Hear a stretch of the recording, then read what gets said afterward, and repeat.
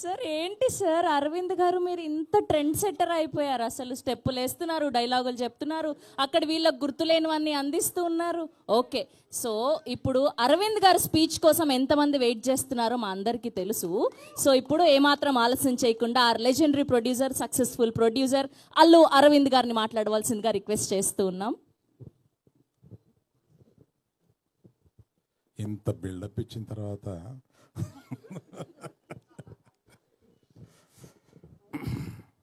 అంటే ఫస్ట్ మనం ఎవరి స్పీచ్ లేకుండా Q&Aతో సరిపెడదామా అని ఏదో అనుకున్నాం. కానీ అది పద్ధతిగా ఉండదు. అందరినీ కొద్దిగా మాట్లాడమని తర్వాత Q&Aకి వద్దామా వద్దా మీరు చెప్పండి. Q&Aకి వద్దామా? సో ఇవాళ Q&Aలో మీకు చాలా ఇంపార్టెంట్ క్వశ్చన్ ఒకటి ఈ మధ్య 2-3-4 రోజులుగా మెలుగుతున్నది ఒక క్వశ్చన్ ఉంది. బన్నీవాసు గారు ఎక్కడ ఏమయ్యారు గీతార్ట్స్లో వగైరా వీటిలో.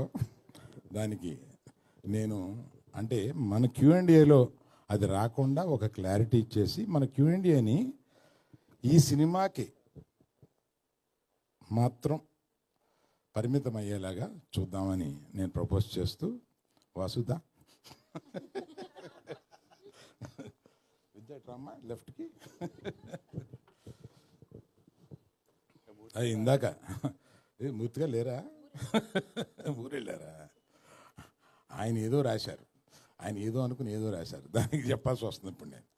అందుకని గీతార్ట్స్కి వీళ్ళిద్దరూ 2 కళ్ళు. ఈ గీతార్ట్స్ నుంచి ఈ మధ్య రాసినవన్నీ ఊహాజనితాలు మాత్రమే. అవి వీళ్ళ ప్రయాణం బ్రహ్మాండంగా సాగుతుంది. నెక్స్ట్ 5 yearsలోనూ చాలా పెద్ద ప్లాన్స్ ఉన్నాయి గీతార్ట్స్కి. అది వీళ్ళిద్దరూ నిర్వహించబోతారు.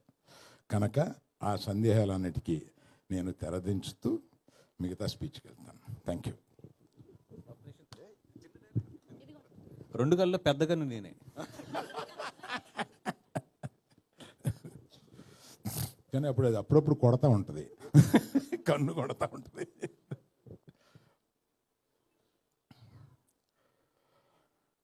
తండేల్ సినిమా సీరియస్గా తీస్తున్న ఒక సీరియస్ సినిమాలో అదే స్క్రిప్ట్లో కూర్చున్నప్పుడు విద్యతోటి సరదాగా బాగా సరదాగా నవ్వుకునే ఓ సినిమా తీస్తే బాగుండేది. ఇప్పుడు మేము రోజు సీరియస్ స్క్రిప్ట్లో కూర్చొని సీరియస్ సినిమా గురించి ఆలోచిస్తూ మంచి లవ్ స్టోరీ తీస్తున్నాం. Thanks to all the media, దాన్ని మంచి పెద్ద హిట్ చేశారు. ఆ తర్వాత అలా అన్నప్పుడు విద్యతోటి భాను రియాజులకు ఆ విషయం చెప్తే వాళ్ళు ఒక కథ తీసుకుని వచ్చారు. That is the reason they are a part of this film. అది తీసుకొచ్చి కార్తిక్ రాజ్ గారితో నాకు వినిపించారు. ఆయన 2 hours చెప్తే నేను కింద పడిపోయాను. అంటే నవ్వుతూ ఆయన చెప్పేది అంత బాగా చెప్పాడు.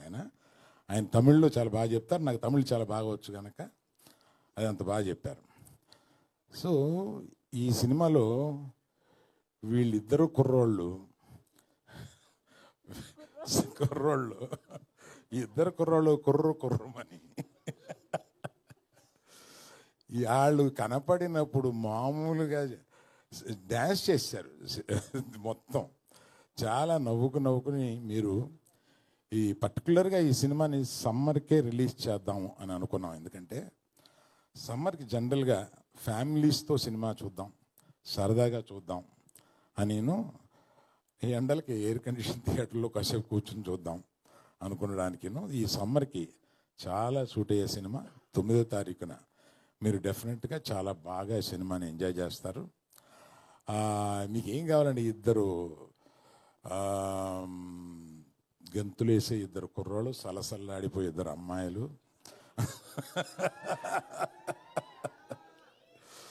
మాకు వాళ్ళందరినీ పైన లేపి నుంచోబెట్టడానికి మన చంద్రశేఖర్ గారి మ్యూజిక్ తోటి.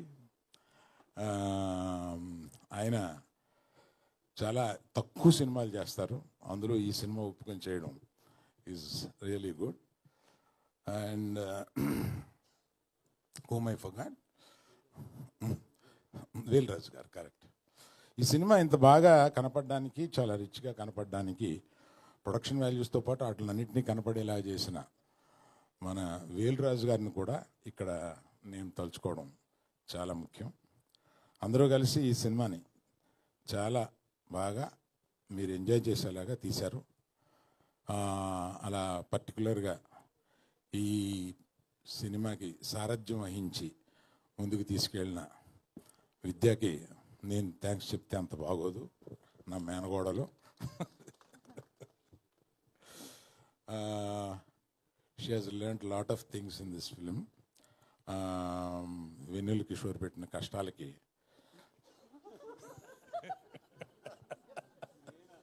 నేను సరదాగా అంటున్నాను సార్, ఏదో ఒకటి అనకపోతే రియాక్షన్ రాదు కదా.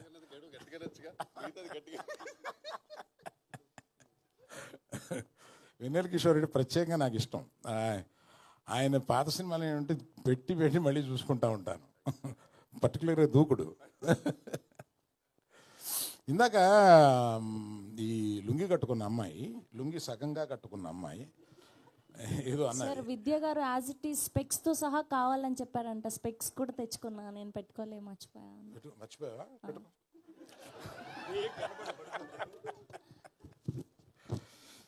అంటే లేడీస్ కాక్రోచెస్ కదా అనే ఒక డైలాగ్ ఏదో ఉంది. దానికి గౌక్కిని అపార్థం చేసుకుంటారేమో లేడీస్ అని ఒక వివరణ ఇవ్వబోతున్నాను. ఎందుకంటే మోస్ట్ రెసిలియంట్ క్రీచర్స్ ఒక ఇదేంటంటే కాక్రోచ్. ఎందుకు అంత రెసిలియంట్ అంటున్నా అంటే it is very popular that atomic bomb పేలినా కూడా బ్రతకగలిగిన అంత రెసిలియన్స్ ఉన్నవాళ్ళు ఆడవాళ్ళు కాక్రోచెస్ అని ఉంది ఒకటి. అందువల్ల ఆ రెసిలియన్స్ గురించి పర్టికులర్గా చెప్పిన ఆ సందర్భంగా ఉపయోగించాం కనుక దాన్ని గొప్పగా చెప్పిన విషయాన్ని గబుక్కుని కొంతమంది వంకర పడతారేమో, దయచేసి పట్టొద్దు అని చెప్పడానికి. డైలాగ్ మీరే రాశారా సార్? లేదండి అమ్మా, ఆ డైలాగ్ రైటర్ గురించి చెప్పాలమ్మా. చాలా బాగా చేశారు. భాను నందు అనే ఒక ద్వయం ఉంది. వాళ్ళు ఇది అయిపోయిన తర్వాత నాకు డైలాగ్ వర్షన్ వినిపించడానికి వచ్చారు. కార్తీక్ రాజ్ చెప్పినప్పుడే నాకు ప్లాట్ చాలా నచ్చి ఆ తర్వాత డైలాగు వర్షన్ వింటుంటే నిజంగా వీళ్ళు ఎంత క్రియేటివ్గా రాస్తారో అని అనిపించింది. పర్టికులర్లీ భాను, ఆయన డైరెక్ట్ కూడా చేస్తున్నారు ఏదో సినిమా. అప్పుడు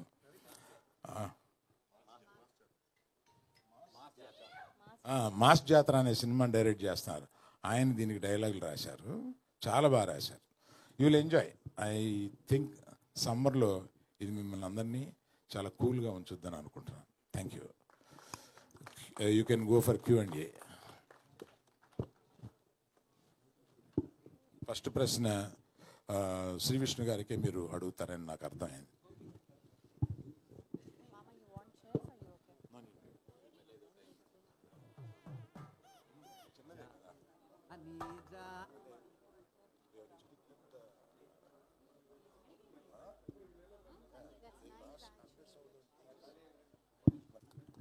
అల్లు అరవింద్ గారు అయితే బేసికల్లీ కాక్రోచ్ గురించి ఒక పెద్ద థియరీ చెప్పారు. మాకు ఎవరికి నిజంగా థియరీ తెలియదు, మేము లేడీస్ అయినా కూడా. సో అది నిజంగానే ఆ థియరీ ఉందా? ఇక్కడికి వచ్చిన తర్వాత నేను అబద్ధం చెప్పేది కాదు. ఇది ఉంది, కాక్రోచ్ థియరీ ఉంది. ఆటం బాంబ్ పడినా అది వెళ్ళే ప్లేస్కి వెళ్ళి it saves it self because it doesn't have blood అని ఈ థియరీ ఉందండి. ఇది లేకపోలేదు. నేను ఫస్ట్ టైం చెప్పడం కాదు, ఇది నేను చదివిందే చెప్తున్నాను. అంత రెసిలియన్స్ కాక్రోచెస్కి ఉంటాయి. సంసారంలో వచ్చే పడే ఆటం బాంబులకి అంత రెసిలియన్స్ ఆడవాళ్ళకు ఉంటాయి. మీరు ఇందాక నుంచి చెప్తున్న దానిలో ఏం రిఫ్లెక్ట్ అవుతున్నదంటే ఆడవాళ్ళు కాక్రోచెస్ లాంటి వాళ్ళని రిఫ్లెక్ట్ అవుతున్నది. But the resilience of the cockroaches where it will never die even under the nuclear explosion. ఆడవాళ్ళు కూడా అంత రెసిలియన్స్ గా ఉండగలరు అన్నది, అంత శక్తివంతులైన ఆడవాళ్ళని చెప్పాం సార్. అంతే. రిఫ్లెక్ట్ అవ్వాలి. అప్పుడు there won't be any problem. అయితే ట్రైలర్లో ఒక 3 అంటే అబ్బాయిలకు ఉన్న క్వాలిటీస్లో 3 చెప్పారు కదండి అల్లు అరవింద్ గారు. ఇక్కడ ఆల్ఫా అని, మాస్ అని, చబ్బి అని. సో మీరు ఏ టైప్ యంగేజ్లో ఉన్నప్పుడు? నేను పరమ పొరంబోకు.